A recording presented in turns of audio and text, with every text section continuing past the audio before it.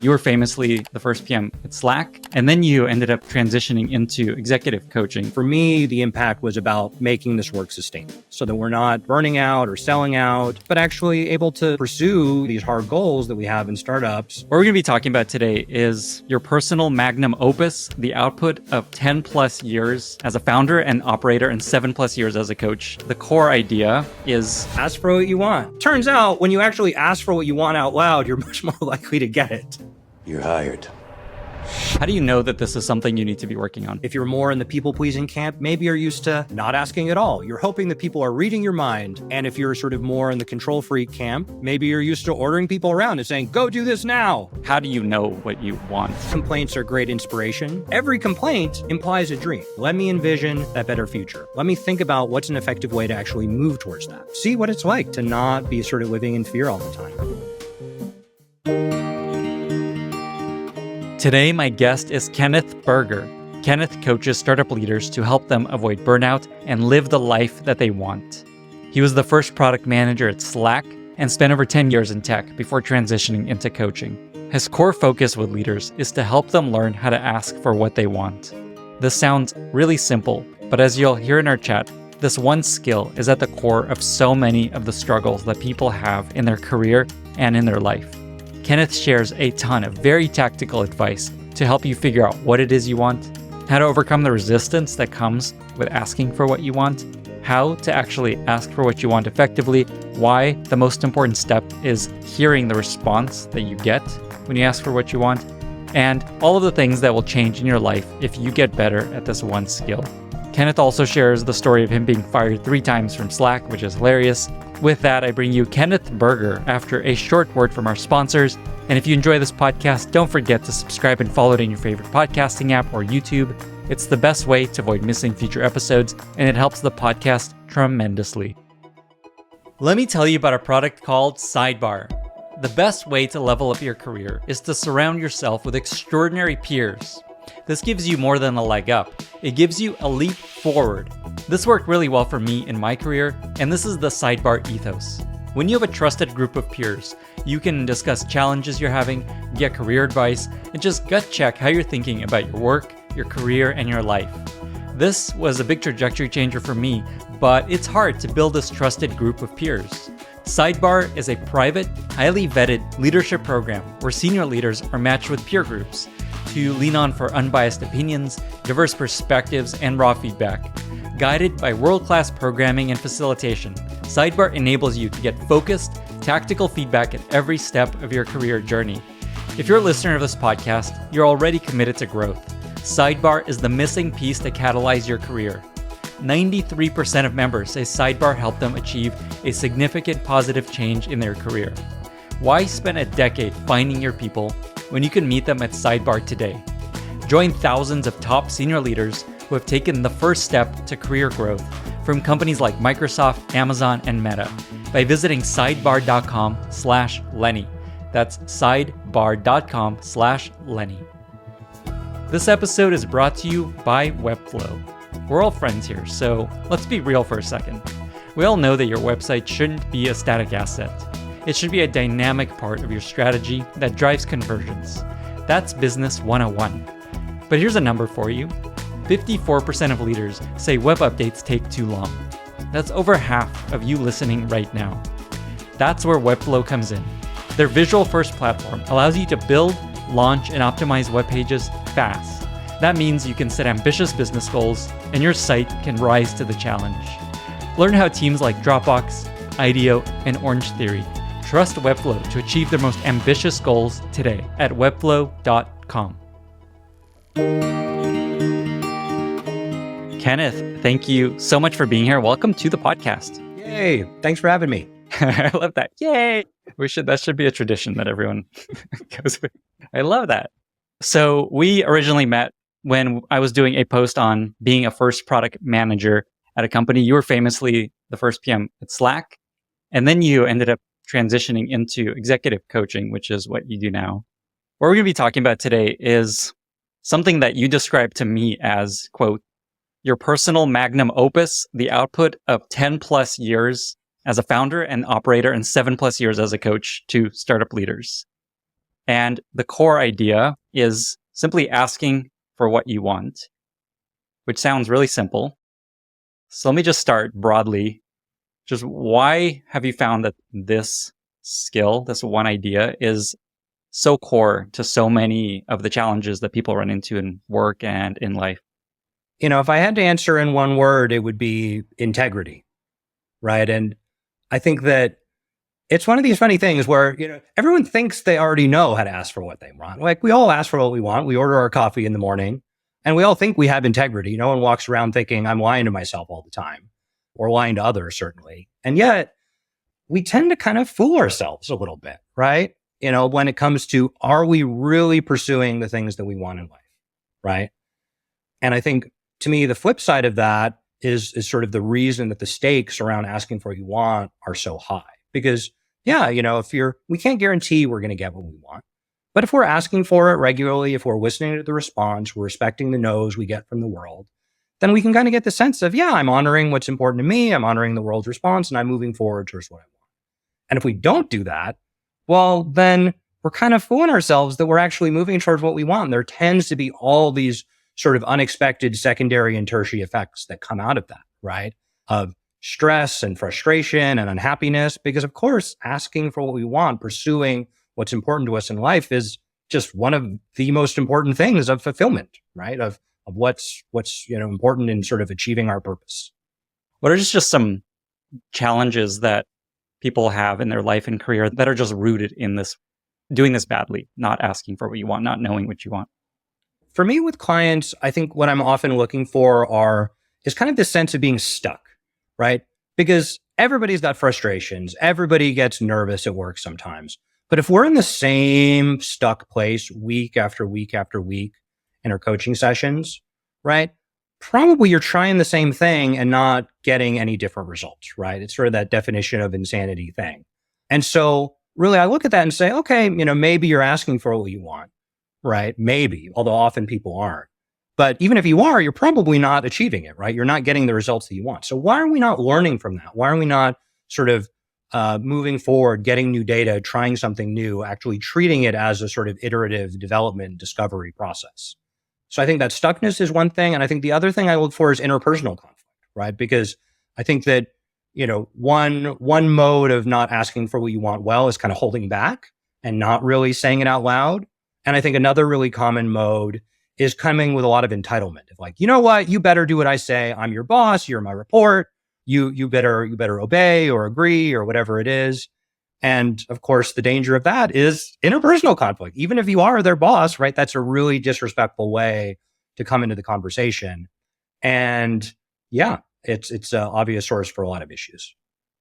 Before we get into how to learn to do this better and more of why this is so important, is there an example from your career where you did this really badly or you didn't ask for what you want? There's so many examples. I think, we'll eventually get into the story of how I was fired from Slack. But I think for me, the thing that always came up was just being attached to being right. And I think a lot of us sort of get into this boat. If we enter into a meeting and we're sure from the first moment, I'm right and they're wrong.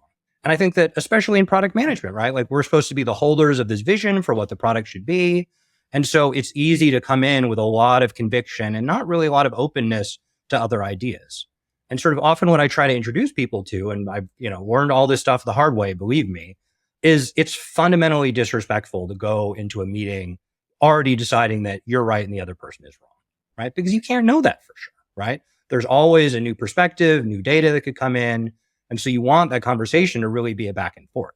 And if you're coming in with this really ingrained sense of righteousness, you can't do that. Right? There's no way to have that conversation respectfully. I think you may have already answered this question, but I think it's really important is how do you know that this is something you need to be working on? How do you know, like, I really need to pay attention to what Kenneth's about to tell me? You said one is you feel you're stuck in your career, something you're just not making progress, and this could be the answer.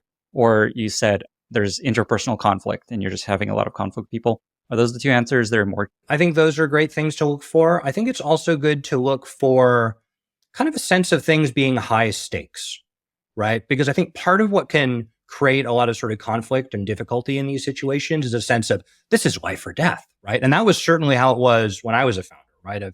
okay, normally, when I was at Adobe, it's a big company, they're going to be fine either way, no matter what I do, right? I can be easygoing, let someone else have their way in the meeting. But when it was my company, right? When it was my vision on the line, I didn't feel especially flexible, right? The stakes seemed really, really high, right? This is the success of my idea, of my vision, my reputation is on the line. And so I think often when the stakes feel high, we're kind of focused more on the fear of what we don't want to happen than on actually achieving what we do want. Right. And that's a really critical distinction, right? Because, if we're running away from our fears, it doesn't necessarily mean we're getting anywhere meaningful for what our desires are.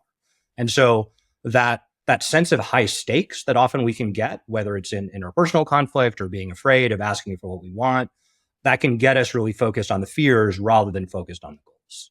There's a question I was going to say for later, but it's something that's very top of mind for me is knowing what you want. Like, how do you know what you want? There's basically knowing what you want and then asking for what you want. And I like equanimity in my life. And so I often don't ask for what I want or kind of push down maybe what I want, or I don't think about what I want. I just want other people to be happy. And I'm curious what people can do and what I can do to get better at knowing here's what I actually want, here's what would make me happy and fulfilled. What are some skills there I could work on and other people can work on? Well, first of all, I'd say you're very far from alone there, right? I mean, I think the people pleaser coping strategy is one of the sort of most classic, and it is effective, right? In the short term, right? Like, you can feel safe and calm when other people are generally happy with you. And the cost tends to be long term, right? In terms of, am I really pursuing the things that are important to me? So, one of my favorite techniques here is this concept they call the dream behind the complaint. Because you're right that we tend to not be that great always at really dreaming and envisioning and saying, this is my dream of what I want out of life, right? That can sound really scary for people, but we're very good at complaining, right? Usually people are very good at saying, oh my God, there's this thing happening at work. It's so annoying. Or there's this person that, really bothers me so much. Why are they always like this?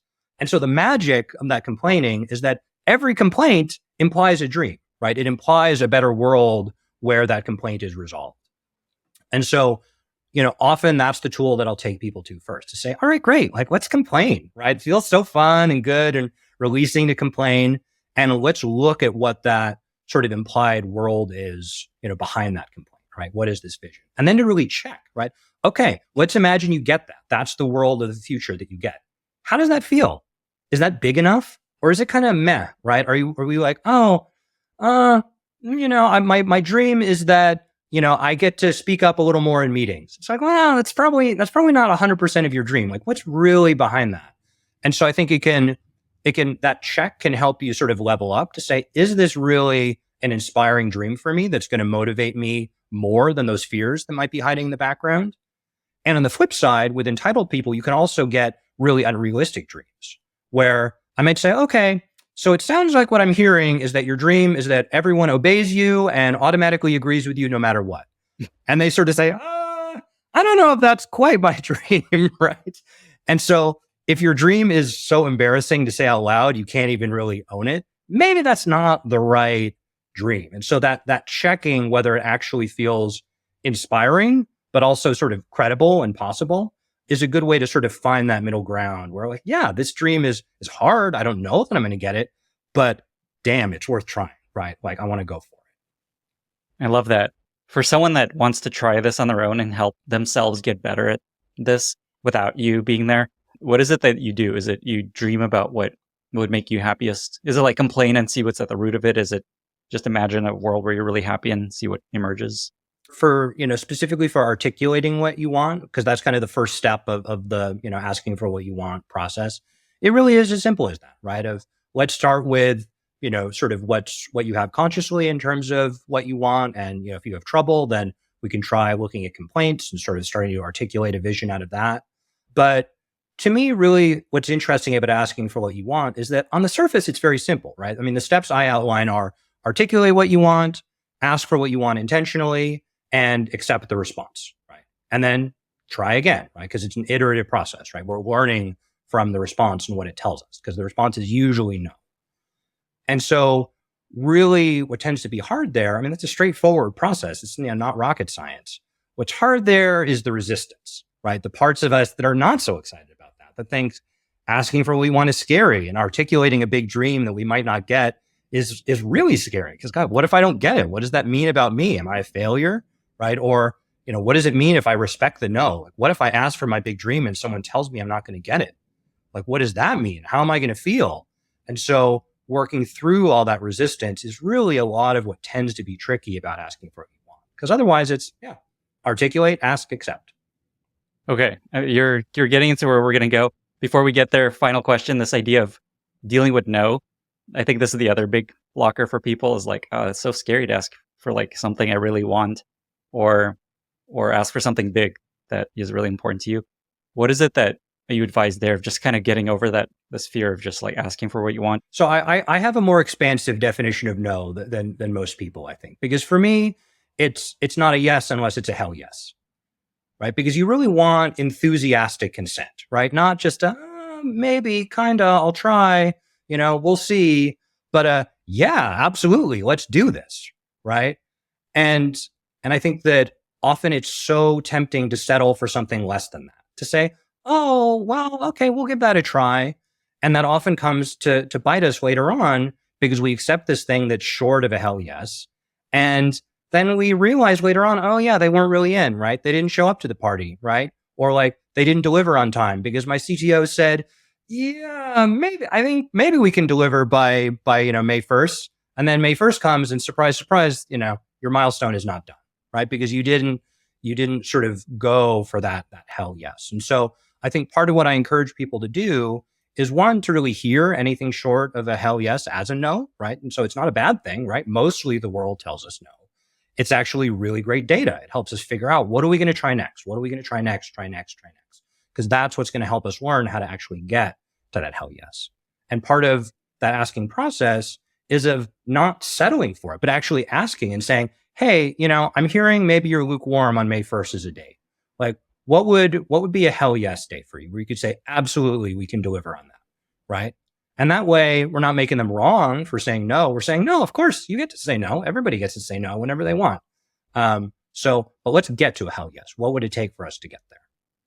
That's a really helpful framework and phrase to use, is just what would it take to get to hell yes? Not just what would it take to get to you feeling comfortable with this, or what would it take for you to just agree to this? It's more a hell yes. And your point there is, hell yes is when they actually fully agree. Yeah. Oftentimes people kind of like, yeah. And then they don't actually follow through. Some people call this a whole body yes, because sometimes like your head is saying yes, but your heart is saying no, right? Or your gut is saying no. And so I think you can really feel in your body when you've got a hell yes, right? Mm-hmm. When all of you is fully in and ready to do this. And this applies to, you're giving examples here of just like aligning a deadline. I imagine this same skill applies to everything you in life, like relationship questions and friends and family and work. It does. And it is something universal, but I do think of it as being particularly relevant to my work with startups, because, I work primarily with startup founders, because with startups, that mostly they fail, right? Right? Like we all know the numbers on that. And so to me, there's a sort of perspective you have to take if you're going to sort of operate in the startup world, of being okay with not knowing that you're going to get the outcome that you want, right? A lot of people, we operate in a safer world where we're more clear exactly what the outcomes are going to be. But if you're a startup founder, you got to be okay with, I'm just going to go for this. And I know I probably won't get it, but it's so meaningful to me, I'm going to go for it anyway. And so to me, that's not just about the big picture of running a startup. It's about really anything you might want in life, because that's such a useful perspective to say, I know I'm not going to get it. I know I'm not guaranteed to get it. I'm not going to be attached to that. I know people aren't obligated to tell me yes, but I'm going to go for it anyway, right? Because I want it, and that's enough. So let's actually get into the skill of learning how to actually ask for what you want more effectively. You already described 3 steps, so maybe just describe them again and let's just walk through them. So the first step is articulating what you want, right? And we've sort of gone into this a little bit, but to me, I think that the key places that people tend to sort of have missteps here are one in this phrase, it's fine. I think of the It's Fine cartoon with the flames, And the dog, I think it is. But I Mhm. think a lot of us fall into that trap of saying, you know what, I'm fine. I don't need anything. I'm good. And again, this is tempting, right? Because it's so nice to have this idea that I'm fine. I don't need anything. And in a certain way, that's a nice attitude because like we're not guaranteed anything. So it's nice to be okay with the status quo. But for those folks, often what I'm encouraging them to do is to really tune into the parts of them that maybe aren't so fine. Like, gosh, I'd really, I'd prefer it a little bit if things were this way. Or, yeah, I'm a little bit bothered by this, or I'm a little bit nervous about this. And so kind of tuning more into those subtle emotions that are pointing them towards, sure, I'm okay with the status quo, but I want something more. And so helping them articulate that in a clearer way where they can want something without being attached to having to get it. The other extreme of this is people who, articulate these sort of, wildly unrealistic goals. So this is the founder that just wants everyone to agree with him all the time and to obey him immediately. Right. And so for those folks, it really tends to be more about saying it out loud. Because once you say it out loud, it is clearer. Yeah, that's not really what it's about. And so for those folks, I tend to ask them to go deeper, to say, yeah, I know you're not a control freak, right? You don't want, everyone to think exactly what you think. What's it really about? What does that get you? And so often it goes from being this kind of more kind of objective external goal to being a more kind of social emotional goal of, you know what? I just want to have a team that feels really aligned around me and like we're just ready to go for it and we've got each other's backs. And that doesn't mean we agree with each other all the time or that we're 100% aligned in everything. But it does mean there's a certain feeling that I have when I go into work, even though I don't know that we're going to get what we want or that everyone's going to agree. Do you have any examples from your time you could share of someone articulating what they want and figuring out how to articulate what they want just to make it even more real? To me, a lot of the classic examples are around feedback, right? Because, I work with a lot of founders who, are not the sort of classic control freaks, right? They're super nice, right? And their teams love them and they love their teams. And so for them, it can be really hard to deliver hard feedback, right? To deliver negative feedback and even more to actually create consequences. Because the thing about accepting other people's no's is that sure, they can always say no. Everybody gets to say no whenever they want, but there are consequences, right? And so the classic thing I see with the nice founders is they're really afraid to actually create consequences when people are not living up to their expectations, right? When they're not, aligned with the culture or they're not sort of delivering in the way that, the CEO wants them to be delivering. Because it doesn't seem that nice. They're like, oh, I think of myself as nice and of being so kind and of people loving me. And it's like, well, that doesn't mean that there aren't consequences for their actions, right? Part of really respecting them is respecting that they can make the choices they want and they're grown-ups enough that they can deal with the consequences of those choices. Can you even get more concrete there? Is it like, we need to hit this date or there's going to be big problems?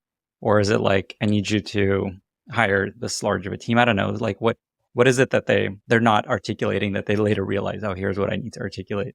So I think sometimes it is about alignment, right? The disagree and commit. So I see that a lot, right? Of like, founders saying, hey, I'm super respectful of your differing opinion here. And I totally validate you and I appreciate you. And thank you so much for sharing that.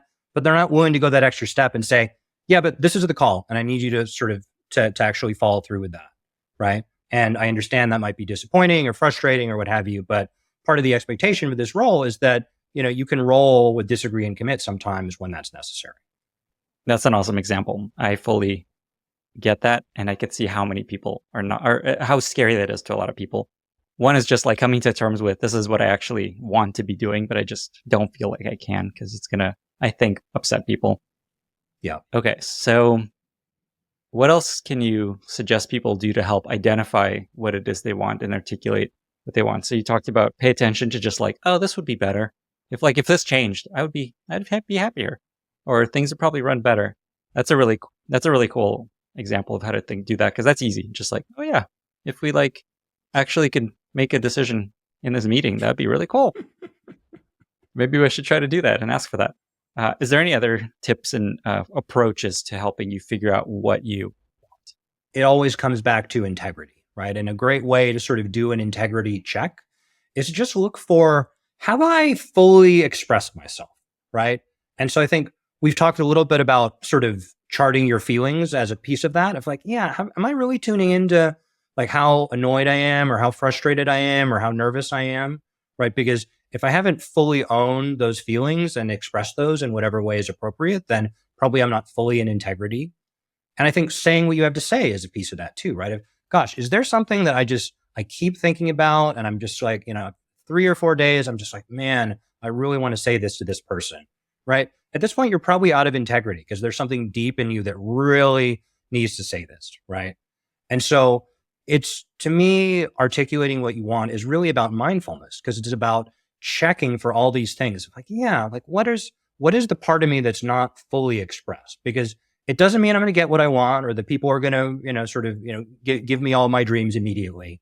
But it feels so much better to have it out, right? That sort of suffering, that fear usually comes from holding it in and saying, oh, having these stories of, I'm not allowed to say that. It's not appropriate to express that I'm bored in this meeting, right? Versus saying like, probably a lot of people would be grateful if we said out loud, I'm bored in this meeting. Let's move things along. This episode is brought to you by Vanta. When it comes to ensuring your company has top-notch security practices, things get complicated fast. Now you can assess risk, secure the trust of your customers, and automate compliance for SOC 2, ISO 27001, HIPAA, and more with a single platform, Vanta. Vanta's market-leading trust management platform helps you continuously monitor compliance alongside reporting and tracking risks. Plus, you can save hours by completing security questionnaires with Vanta AI.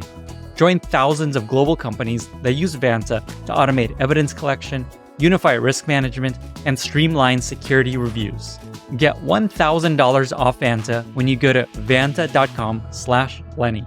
That's VANTA.com/Lenny. Okay, this is a great segue too. Okay, now I have a sense I need to change this. This needs to change. I'm just scared to say this, to bring it up, to change the way people are operating, to ask for what I want.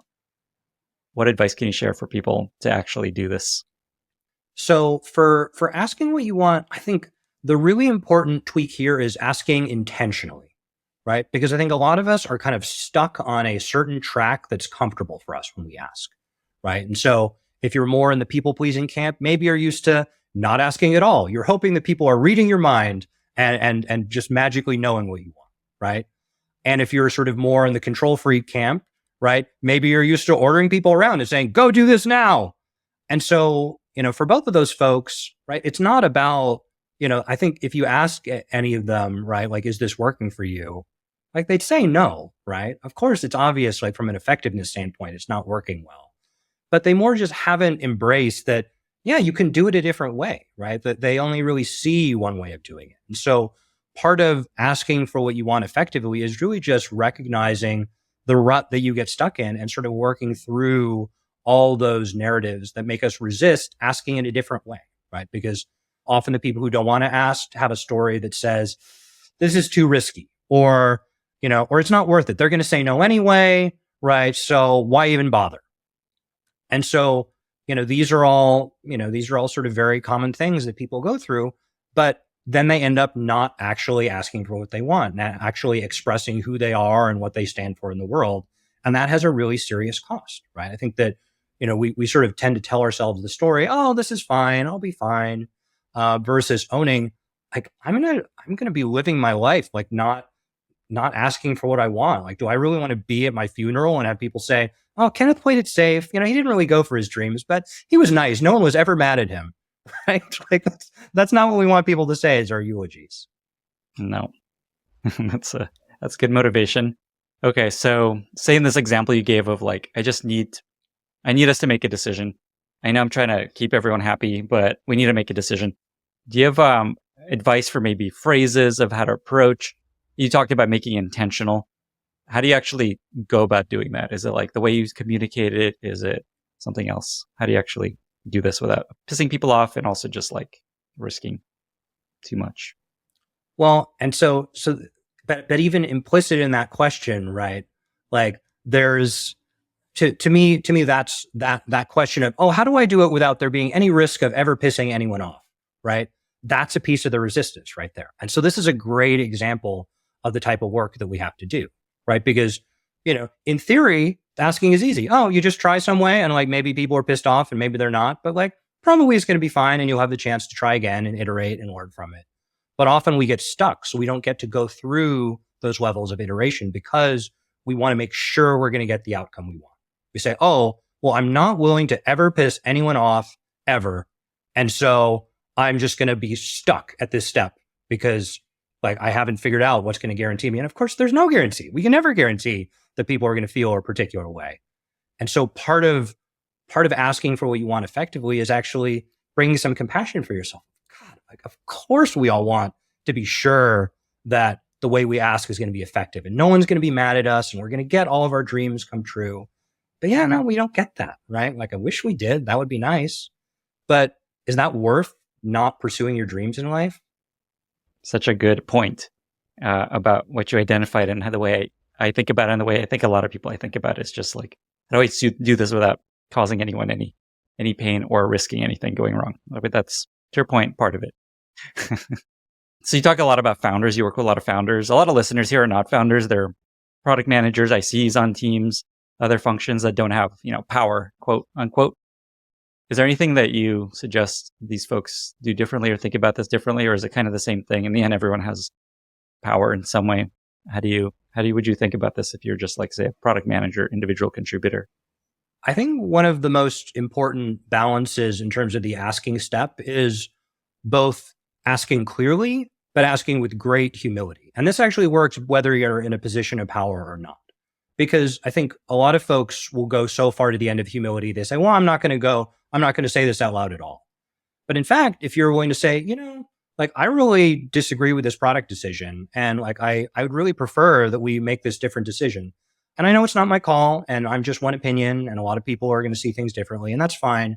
But it's important to me that you know that, right? And so what do you think? Like, are you willing to reconsider this? That's such a great approach. It's like very not scary to say that. It also, I think, highlights something I wanted to touch on is I think people have a lot more influence and power than they think they do. Say a PM on a team disagrees with a plan for a product. Like, people actually care about your opinion. Yeah. And you could actually change things by just telling them, I think this is a bad idea. And you often don't. Is that what you find, that people have a lot more influence than they think they do? Anything along those lines that comes up?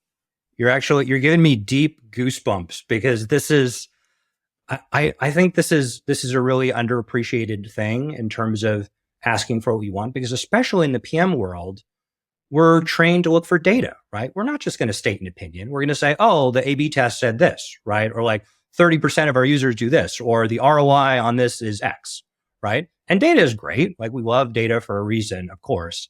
And I think people forget about exactly what you're highlighting, that your relationships matter and that just your opinion because you believe something or because you want something, often that's enough, right? Because guess what? You're in a relationship with these people you work with. Like, they care about you. Like, you have some sort of leverage with them. And I think that often people go the other way and say, oh, I've got power, I'm going to try and leverage it. But actually, if you go the other direction and you're humble and you say, I know I can't make you do anything, right? It's not my call to make.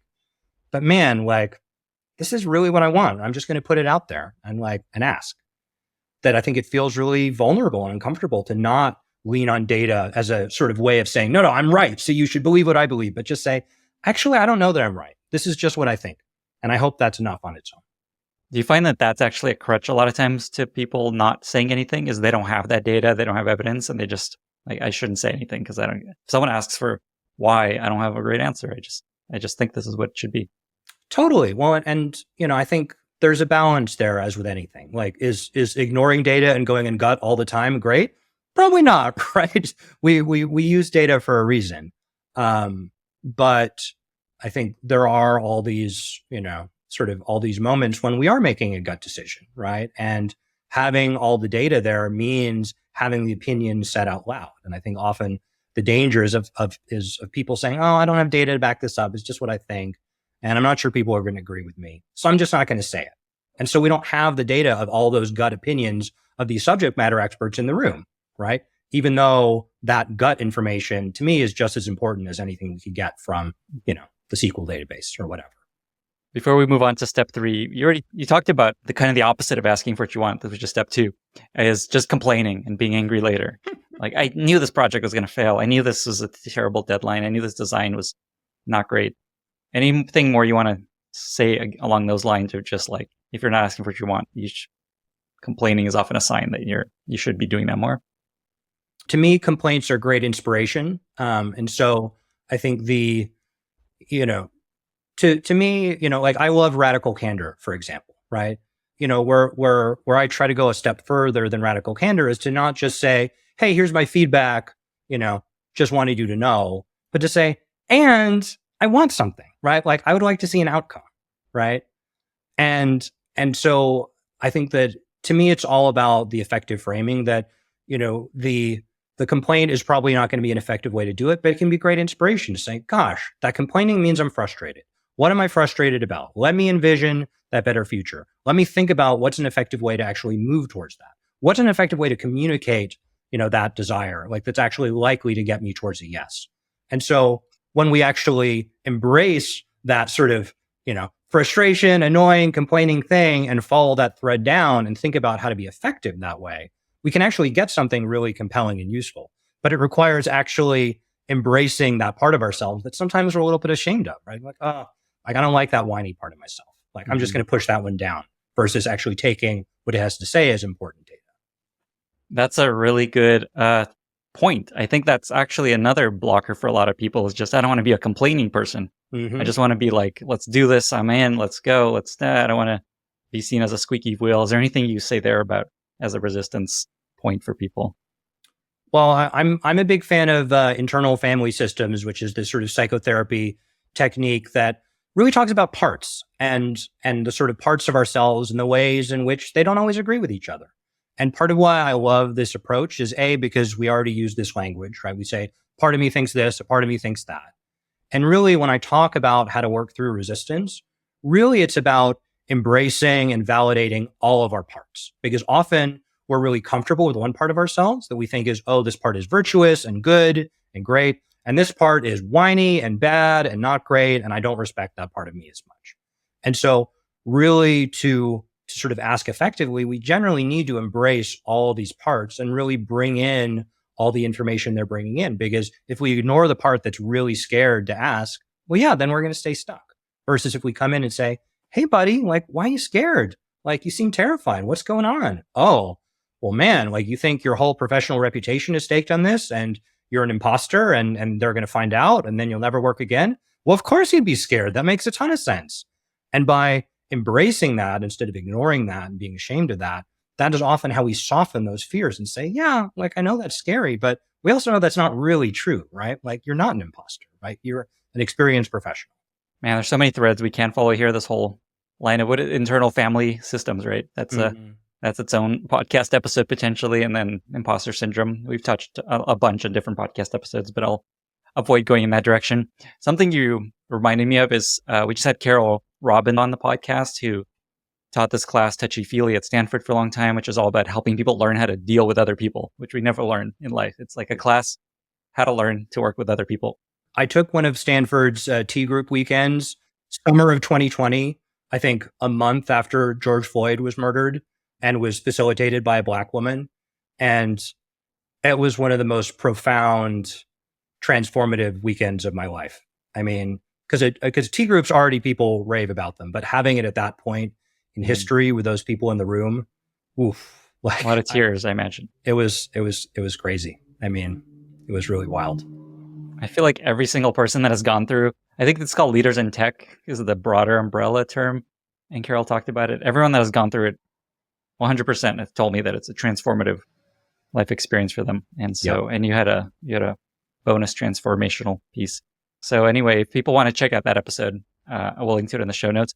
But the reason I brought it up is Carol shared this framework for how to actually give feedback in a way where people can receive it, that I'll just highlight here. I have it here. And it's somewhat related to nonviolent communication, which is what you touched on. And she told me actually she taught this way before nonviolent communication came out with their whole philosophy.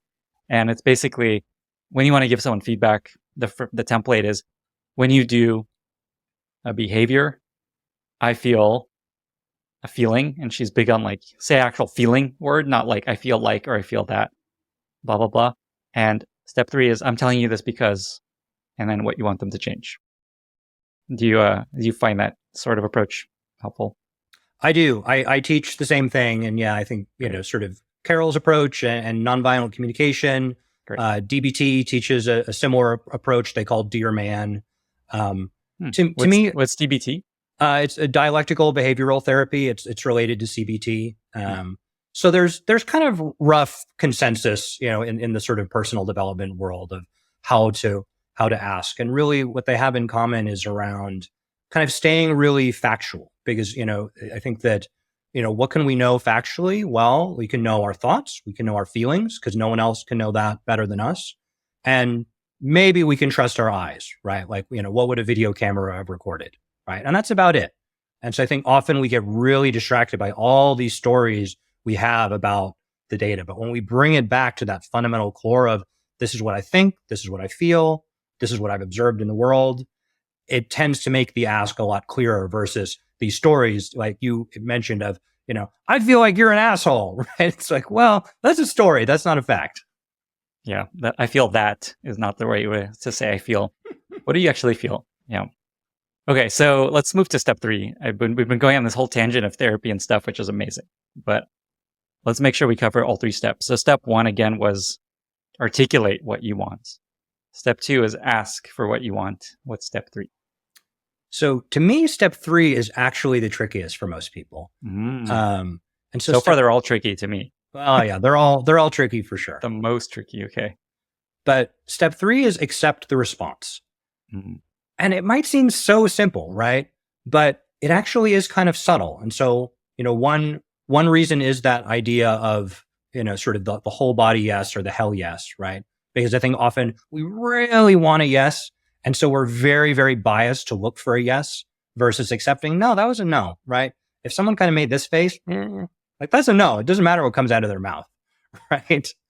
And so the challenge of accepting the response is often that of hearing the no, but not over accepting or under accepting it. Because I think sometimes what people who are really afraid to ask will do is they say, oh, well, that was a no, so it's no forever, and I should never ask again, and my dream is dead, and nothing's ever going to happen for me again, right? And that's because they get so scared, right? But actually, no, like that's over accepting, right? The no is just from this person right now in the way that you asked. Right? Which doesn't necessarily mean anything about the next time you ask to a different person in a different way in a different time. And on the flip side, right, in that sort of more control freak mode, I think for them, they'll often sort of kind of skip over the response, say, well, they said no, but they don't know what they're talking about, or they're my direct report, so they have to do what I say. And so these are all kind of fundamentally disrespectful ways to operate in this relationship. And when we're talking about asking for what we want, we're talking about influence. So you need to have good relationships. You can't be influential with a bad relationship. And so really accepting the response is about, yes, I'm going to be genuine about what I want, but I'm also going to genuinely care about you and have deep respect for your sort of, ability to consent or not consent to whatever the ask is. Because I think the counterintuitive thing is that often when we really respect people's no's, right, it can actually be more influential, more motivating, right? If someone says, okay, no, I'm not ready to deliver this on time, be like, okay, well, I'm going to give the project to another person, right? Like I'm taking your no at face value, and they say, oh gosh, well, I didn't realize that was going to be the consequence. Maybe I can get it done by that time, right? And so that way you're not forcing them, you're not coercing them, right? You're just saying, no, you said no, so that your no is no, and I accept that. So it feels like part of the skill here is like knowing. Some people will just say no, and that's okay. Like that's part of the experience. Part of it is there's this like not yet component. We had Mahika Kapoor on the podcast. She was a PM at Figma, and she had this really great approach to building new things within companies. Is just like everything to her is not yet. A no is a not yet. And the way you phrased it is it could just be the way you asked. It could be like, maybe they'll agree if you can figure out a better way to pitch the thing. Is there anything more you can add there about just this idea of it's not no forever? Acceptance of the response is primarily an emotional regulation issue, right? Because once we get our emotions intact, it's just, is it yes or is it no, right? And if it's no, which it probably is, because most of the time the world tells us no, then the question is, all right, what can I learn from this? What am I going to try next? And so when we're able to emotionally regulate, it's all very cut and dry, right? It's like, okay, here's data to tell me what to try next. And so really 99% of the challenge tends to be all the feelings that come up for us when we hear no, right? Because we hate hearing no. It's so uncomfortable. And so part of the practice of getting good at asking for what you want is recognizing you're going to hear no all the time, and that's completely normal and fine. And it doesn't need to be something so scary or awful. Easier said than done in real life. Is there an example of either a client of yours? I know you can't actually share specific details, but I'm just curious if there's an example that comes up of someone dealing with this and getting better at it, either or your own career. I gave a talk about this, sort of right after it happened, but I was fired from Slack 3 different times, which I feel like has to be some kind of startup record. I don't know, who would be the record keeping body for this, but, now 10 years on, I have different perspective, of course. And so this was, almost exactly 10 years ago, spring of 2014, and I just gotten the job as the first PM at Slack, and it was already the hottest thing out there. It was only a couple dozen employees.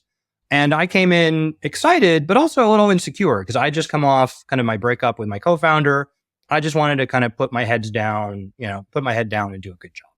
I was engaged at the time, so Slack already knew, I was going to be going away on a bachelor backpacking trip. I have a wedding and honeymoon in the fall. And so I kind of came in kind of naive and overconfident of like, I've been a founder, I've worked on iconic products, I know how to do this, I'm a pro, I'm just going to go in and do the work. And so instead of getting really clear on what does success look like here, or what's your culture, or like, what are your expectations of me, I kind of just went in and made my best guess and went for it. And lo and behold, turns out like what I came in with, that supreme overconfidence, was not what they wanted at all. They'd kind of been in the trenches, like reinventing from the game, to Slack. They've been through layoffs, really hard times together. So they wanted someone to come in humble and to kind of earn their trust of this kind of core team that had been together for years. And so I just didn't get any of that, right? Like I wasn't sort of hearing that feedback. I wasn't hearing those no's, and I wasn't articulating what I wanted. And what I wanted was really very basic. I just wanted to figure out how to do a good job, and I wanted to have a good relationship with the CEO, right? Because, I was working for him, and you need to have a good relationship with your boss. But the problem was, in the first firing anyway, was I had not articulated those goals. And so I shouldn't have been surprised when 6 weeks into, my tenure at Slack, I came back from my backpacking trip with my bachelor buddies, and I had an email in my inbox saying, hey, you're fired, right? Like, it seems like it's not working out. Let me know how you want to wrap it up. So as you can imagine, I freaked out, right? I loved this job. I love this company. So I profusely apologized. I said, I'll do whatever it takes. I'm so sorry. I'm going to be committed to turn this around. And so early stage startup, turns out firing doesn't always stick. Monday morning, I had my job back. But obviously things were not the same as they'd been before, because in the second era, kind of that what I wanted was sort of better articulated, more clear. But all of a sudden that fear that had been under the surface, that insecurity, was now very, very present every day, because I was terrified, right? Of like, was I going to get fired, right? Was I going to not, make the most of this opportunity? And so, I went fully into people pleaser mode.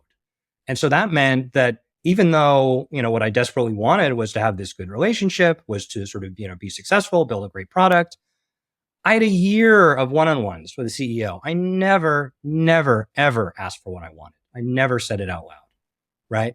Because I was scared. I was scared of what the consequences were. I knew there were 100 PMs, standing behind me, ready to take my job if the CEO was ever, a moment unhappy with me. I said, no, I'm not going to take the risk, right? I'm too scared of what the consequences might be.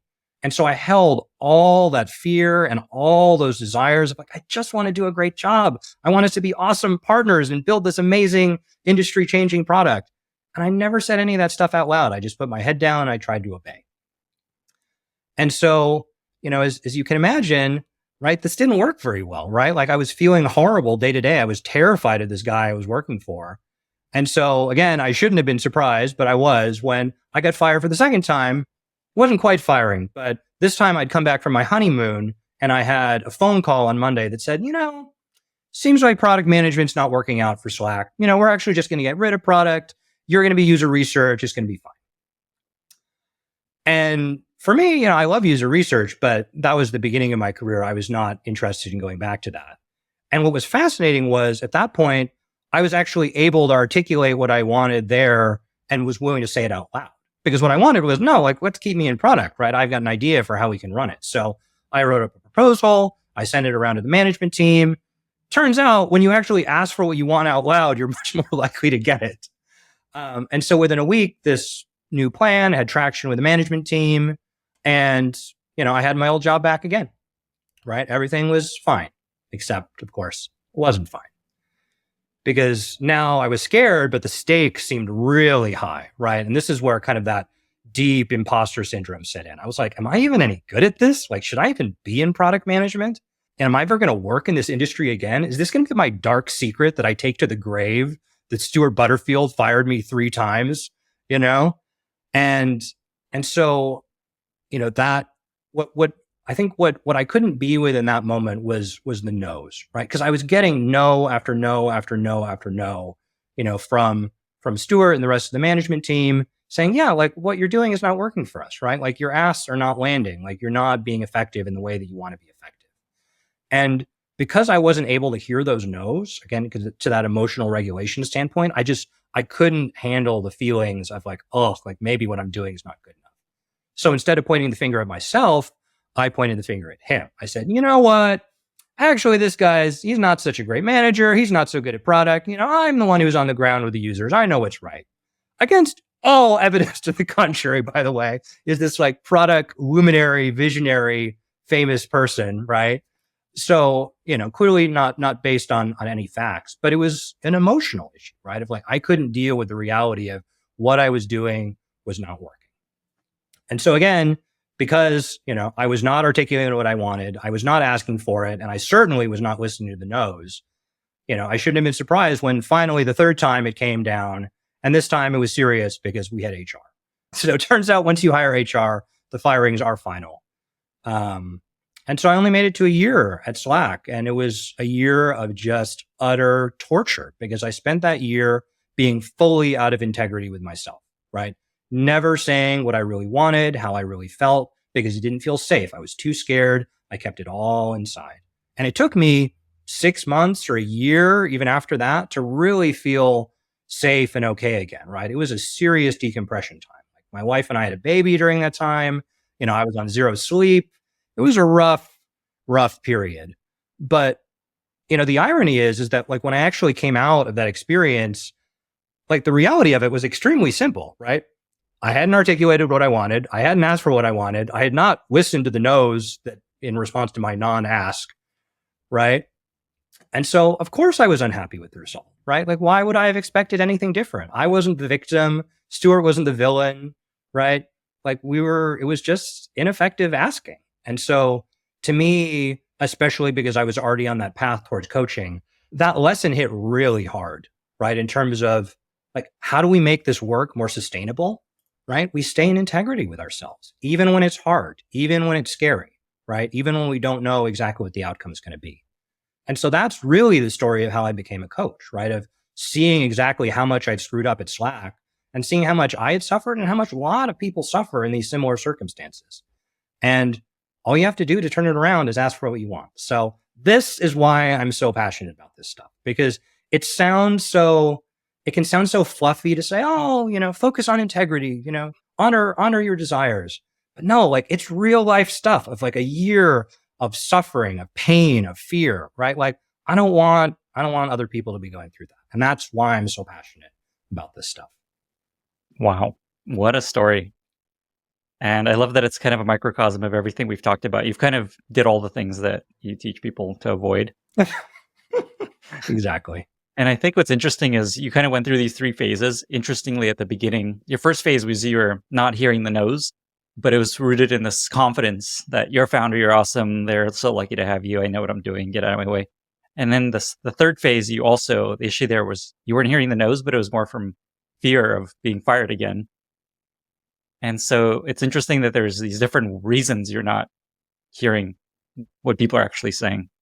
Totally. Well, and to me, the first one is about articulation as well, because I think that if in the beginning it articulated that, yeah, I'm confident, but I want to do a really good job, right? And I want to have good relationships. So let me think about intentionally, how do I create those outcomes, right? But because I hadn't articulated that's what I wanted, right? Like it didn't even occur to me like, oh yeah, I need to like do some intentional relationship building, figure out some metrics for success, because it was an early stage startup, right? Like there wasn't a ton of sort of process or structure in place, suffice to say. And so if I wanted that, I needed to create it myself. But because I hadn't articulated that any of that was important to me, I just flew by the seat of my pants. And it took failing to get some data to say, ooh, yeah, maybe I need to look at this more closely. I imagine you've gone through this exercise many times, but say you were to do it again, what would you do differently? And what do you think would have happened? Do you think you would have stayed there for many, many years, had a product at Slack at this point? Just imagining that reality, what would you have done differently? And then what would you have imagined have turned out? Well, I mean, obviously, broadly, I would have asked for what I wanted, right? And what I wanted was I wanted to do the best work of our life, right? I wanted to have a deep professional partner in the CEO and the rest of the product and management team. And yeah, I wanted to produce great work that people loved, right? And that was part of why I was attracted to the culture and the mission of the company. And so this is what's tricky, right? Is of course, that's what I would have done. Now, do I know what the outcome would have been? No, I might have been fired even sooner, right? Like they might have said, no, like this is not working out. Like, let's just be done here. And so that's what's tricky about this is it really isn't about the outcome, right? Of course, asking for what you want makes you more likely to get the outcome you want, but you don't do it, for guarantee of a certain outcome because no one can promise you that, right? You do it so you can stay in integrity with yourself and not suffer through all this. Because at least then I would have said, you know what? Like it didn't work out, at least I'm not sitting here suffering. I can get another job at another startup, right? It's not the end of the world. And I think that the mistake we make is pretending that it is, right? Of saying, going into fight or flight and saying this is like a severe existential threat to who I am and sort of my safety in the world versus being like, yeah, I'm disappointed. I wish it had worked out, but it didn't. That's a really profound point. That you don't, this practice isn't necessarily to just have everything work out beautifully and to get the things you're looking for. It's to feel like you did what you could have and to feel integrity with yourself, that you did what you needed to do and you're not going to regret something down the road. Indeed. I want to take a quick tangent down the being the first PM route real quick. There's a lot of people that think about being the first PM at a startup, join as the first PM. I imagine you work with people asking for advice along these lines. It's classically a very challenging role. Many people don't last. Many people follow your trajectory where it's like, oh shit, what have I done? Any advice for people that are a first PM at a company or startup or thinking about that role? What can you tell them to help them be successful or at least not suffer? To me, it really is about the relationship with the CEO or with the founders, because that's sort of the root of a lot of the issues that come out of that scenario. Because it's not always you. Like in my story, I think it was primarily about me. But I also work with a lot of founders who are going through really tough things, right? My clue to people who report to a founder is to say, imagine if you're confused about how your founder is behaving, imagine that they're terrified all the time. Right? And see if that makes their behavior more clear.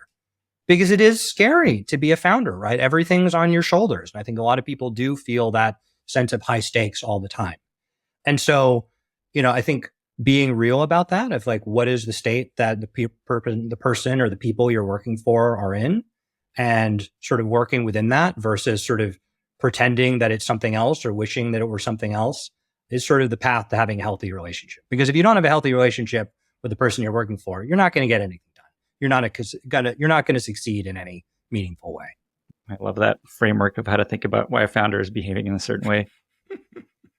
Just maybe a last following thread there is just what should people look for to help them understand if the founder and them are a good fit, if they're going to have a good time working with that founder? Is there anything just like questions they might ask or ways of operating that are useful to understand? Like, okay, I think I'll be okay with this founder in this in this company as the first PM or not? I think it's a hard thing to generalize about, but to me, it really is about understanding expectations, right? If like, what do you, I mean, I guess this is, a predictable coming from me, but what do you really want, right? Because I think that often, the founders put together a job description, but then they're faced with a real human being who has real sort of human subtleties and things they're good at or not so good at. And so being very, very clear about expectations and of figuring out collaboratively a way to work together that's effective, to me is, the close, there's no guarantees, of course, but it gives you a sort of more sure path to having a productive relationship. And it's actually something that I recommend to a lot of founders for, maybe their first, 10 or 15 or 20 employees, of just have like a relationship design conversation with each of them when they're first hired. Because I think a lot of us come in naive the way I did, assuming, oh yeah, I'm just going to come in and kind of do my thing the way I've always done it. It's going to be fine. Versus coming in and saying, I actually don't know how I'm going to operate at this company, right? I have range, like anyone has range, and I don't know what this company needs and who else is here and sort of what my role and what my place is going to be within these other people. And so by really understanding that intentionally and not from a place of performance management, you're already doing this poorly, you're in big trouble, but what is the best way to work together given who we have now and what we want and what we need? Let's figure it out. Coming back to our core topic, is there anything that we didn't cover, anything that I should have asked you about the skill, the art of asking for what you want? Anything else you want to leave listeners with? I do want to mention something that I hear a lot from founders when I talk about the piece of working through resistance, because I think a lot of them say, oh, you want me to let go of fear and focus on what I want?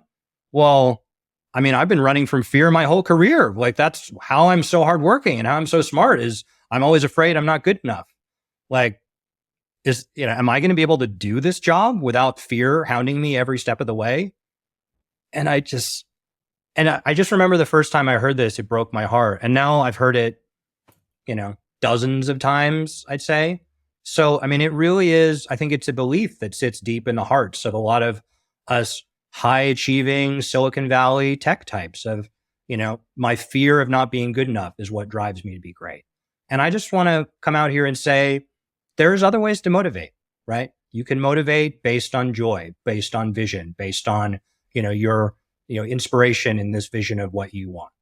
And, I think a lot of folks I talk to are skeptical, understandably, because they've operated a different way their whole life. And all I can really say is try it, right? Try following an inspiring vision that's really meaningful to you and just see what it's like to not be sort of living in fear all the time, because it's a big difference. And it's really meaningful. It matters a lot. So is the idea there, is the fear there that if they ask for what they want, they'll get what they want, and they let go of kind of this drive to prove themselves? And is that the fear? Like, how is it that they move away from that need to prove themselves? And well, I mean, that's a longer story. I would say, sort of, managing our own fear is a sort of lifelong practice. I'm not going to claim I'm anywhere near done with it. But I guess I just say that I think part of the big shift I see in personal development for people I work with is from saying, oh no, my fear is good, I need it, it's keeping me safe, to saying, fear is for when there's a tiger chasing you, and there's no tiger chasing me. I'm sitting in my office in a desk chair on a Zoom call, right? Like there's no real danger here. And so fear is not particularly functional. And so when they start realizing that, the practice becomes, oh yeah, I'm feeling afraid, but I'm reminding myself there's not a tiger in the room. Like if I really want to sort of get things done, achieve my goals, I need to focus on vision, on what I want to achieve in the world, not on avoiding all these fears. So that's the short of it. Amazing. It reminds me, I had a chat with Matt Mashari, and we spent a bunch of time on dealing with fear and overcoming fear.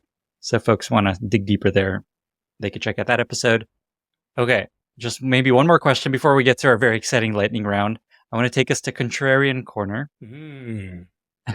Classic Contrarian Corner. I'm curious if there's anything that you have a contrarian opinion about, something that you believe that most other people don't. For me, I'm not a big believer in discipline. That I think, some folks come to coaching looking for, sort of a drill sergeant to say, all right, shout at me and tell me to do better.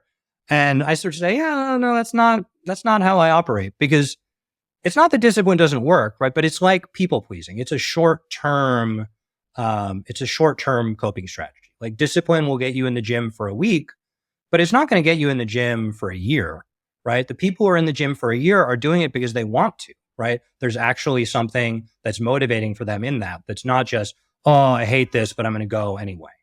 And so, I try to be really clear with people about that I'm not going to be the drill sergeant, because it's unsustainable, right? Like someone shouting at you, like, is not going to, you know, get you sort of moving towards what you want in life over multiple years, right? It's a days or weeks or even hours thing. And so I really look for a higher bar to say, yeah, like let's look for true long-term sustainable motivation, which means relying on vision, pursuing what you want.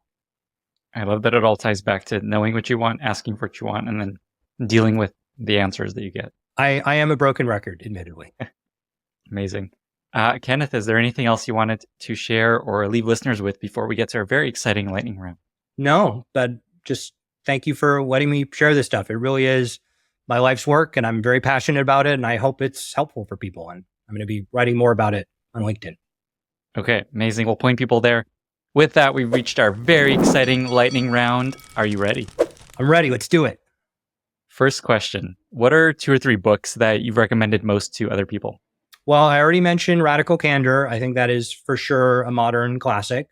And I think that whole idea of sort of challenging directly but caring personally is very much aligned with what I'm talking about, right? Because, you need the relationships and you need to actually speak your truth. So I love, Kim Scott's writing on that stuff. We had Kim Scott on the podcast. If folks want to dig deeper there, we'll link to that episode. I'll let you keep going. Sorry for the interruption. Yeah, I mentioned before, but I actually took Johnny Miller's nervous system mastery course. I just wrapped up. So you've had lots of great personal, professional development thinkers on the pod. So thank you for introducing me to them. I'm so happy to hear that. We'll link to that episode as well. I love that. What a circle of life we've got here. Guests following other guests, taking their courses, joining the podcast. What a happy world. Yeah, indeed. Okay, any other books before we move on? I also love the 15 Commitments of Conscious Leadership. So I'm pretty sure other guests have mentioned that as well. But to me, part of why I like that is that I think a lot of personal development books are not very directive. They say, oh, just dig deeply and find your truth. And while there is value to that, of course, I think sometimes it's nice to have some direction of, here's 15 things that, like, generally your life's going to be better if you do them.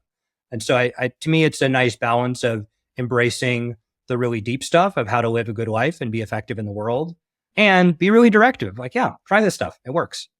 Do you have a favorite recent movie or TV show you've really enjoyed?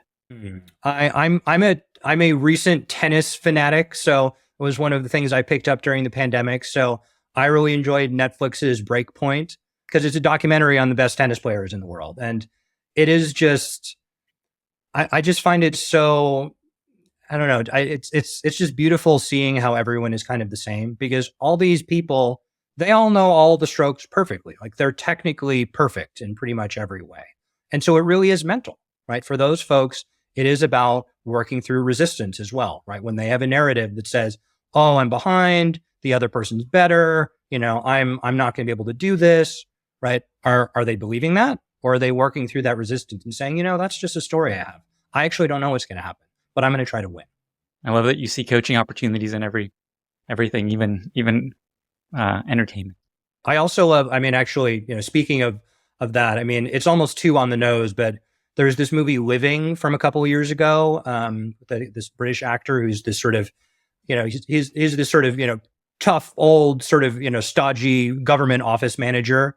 And he gets diagnosed with cancer.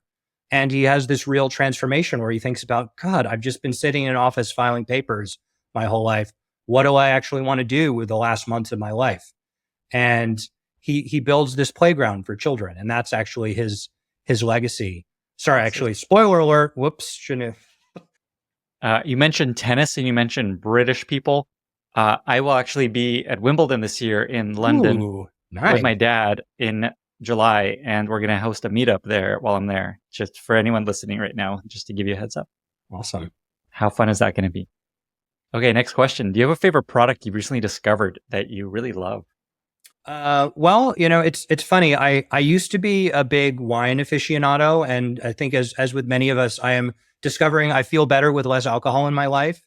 And so one of the things I've been picking up is oolong tea. I've got a little cup of Taiwanese Wenshang Baozhong in front of me, and I feel like it's like all the nerdery that I put into wine of like regions and varietals and history and processing, but it's actually good for me. It's like full of antioxidants and makes me more focused, and I can drink it during the day. And so, yeah, I've been totally going down a nerdy tea rabbit hole, and I recommend it. Taiwanese mountain teas, especially. I gotta give me some of that. That's actually, I always have tea here when I'm doing these podcasts. I'm a less sophisticated tea drinker. I just go with Earl Grey, but like a really nice Earl Grey.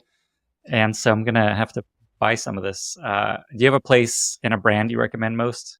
There's lots of great stores online. You can check out teafromtaiwan.com. That's a good one. They're gonna get a bunch of traffic. They're like, what the hell just happened? teafromtaiwan.com. Amazing. Do you have a favorite life motto that you often come back to, find useful, share with friends or family in work or in life? I mean, I'm pretty sure you can guess, Wendy. I wonder what it might be. So this is actually part of why I started writing this book, is because my friends were probably annoyed with me, telling them, have you asked for what you wanted, right? Ask for what you want. Because yeah, it's the best advice I have, is to ask for what you want. It all just comes back to that. Final question. We've been talking a lot about asking for what you want. Kenneth Berger, what do you want? Ooh, all right. Well, I think for me, Lenny, you are already a, industry luminary with, thousands of followers. I'm interested in sort of sharing more of these ideas. So if y'all would come follow me on LinkedIn and subscribe to my newsletter, I'm going to be exploring these ideas and sharing more of this stuff, because I'm so passionate about it. And I'd love if you'd come and join me in that journey, bring questions and ideas. And I'd love to talk about this stuff, because I just find it endlessly interesting. But you're working on a book along these lines at some point that'll come out, right? That's right. Okay. So I'm working on it in book form, but part of what I've been doing is I realize I want to work on it in community, right? Speaking of asking for what you want, right? I mean, for me, it's not just about my vision and my framing, but like I'm a coach, right? Like I'm not just about big ideas. I'm about making a difference for my clients. And so I realized, if I really want to make a difference with people, it's like a product. I need to get out in the world and test out these ideas and see what lands with people and what's effective for them and what works, and hear the stories and sort of really get into it. So that's kind of why I've been putting myself more out there. Amazing. So kind of along those lines, 2 last questions. Where can folks actually find you online and follow the stuff that you're writing? And how can listeners be useful to you? So you can find me on LinkedIn. I'm Kenneth Berger, Berger. So please follow me there. Subscribe to the Ask for What You Want newsletter. And you can check out my website, kberger.com, Kberger. kberger.com. Kenneth, you're amazing. Thank you so much for sharing so much wisdom with us. I think we've helped a lot of people. Thank you for being here. Oh, thank you. Bye, everyone. Thank you so much for listening. If you found this valuable, you can subscribe to the show on Apple Podcasts, Spotify, or your favorite podcast app. Also, please consider giving us a rating or leaving a review, as that really helps other listeners find the podcast. You can find all past episodes or learn more about the show at lennyspodcast.com. See you in the next episode.